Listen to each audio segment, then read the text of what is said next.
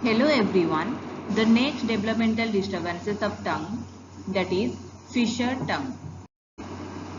These are the content that I'll discuss in this video.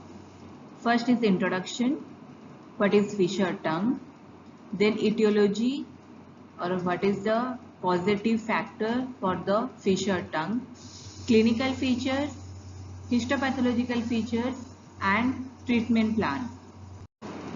Coming to introduction of fissured tongue. It is otherwise known as scrotal tongue or lingua placata. It is frequently seen in the general population and it is characterized by groups that vary in depth. In the picture you see there are some depressions and these groups are present on the dorsal surface and lateral aspect of the tongue. Then it is also seen in Melkerson-Rosenthal syndrome and Down's syndrome. These patients with fissured tongue, they are usually asymptomatic. This condition is initially noted on routine intraoral examination. Etiological factor. The cause is uncertain, but heredity appears to play a significant role. This condition may be either a polygenic trait or an autosomal dominant trait with incomplete penetrance. Then aging or local environmental factors also they may contribute to its development. So these are some etiological factors for the fissured tongue. Then clinical features of fissured tongue. First is prevalence. The prevalence worldwide varies by geographic location and it has been reported that it has to be as high as 21%.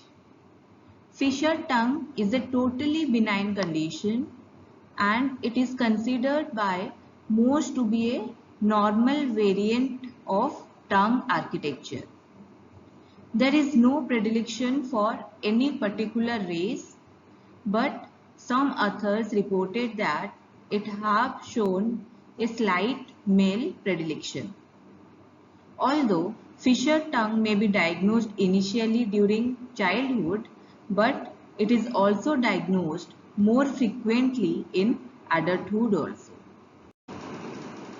In the picture you see on the dorsal surface of the tongue and lateral aspect of the tongue, there are some grooves or depressions are present. The prominence of the condition appears to increase with increasing age.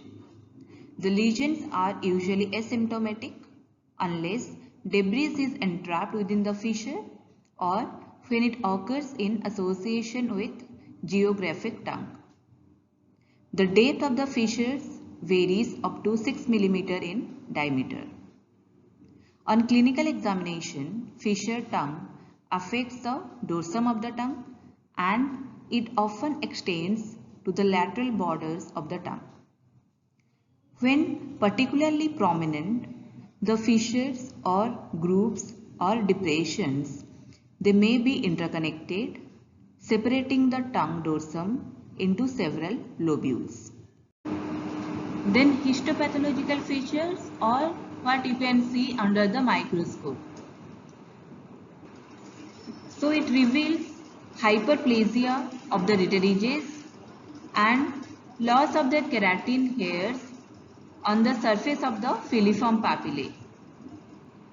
Then PMNLS, that is polymorphonuclear leukocytes, can be seen that migrating into the epithelium, often forming microabscesses in the upper epithelial layers.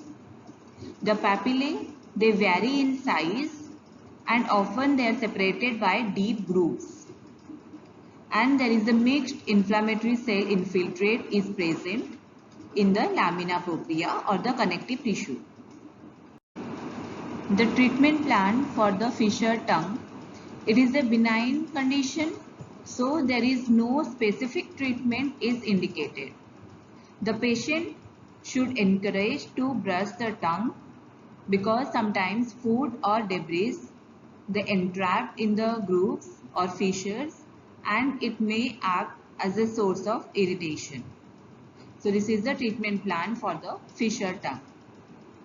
So these are all about the introduction, etiological factors, clinical features, histopathological features and treatment plans for the fissured tongue.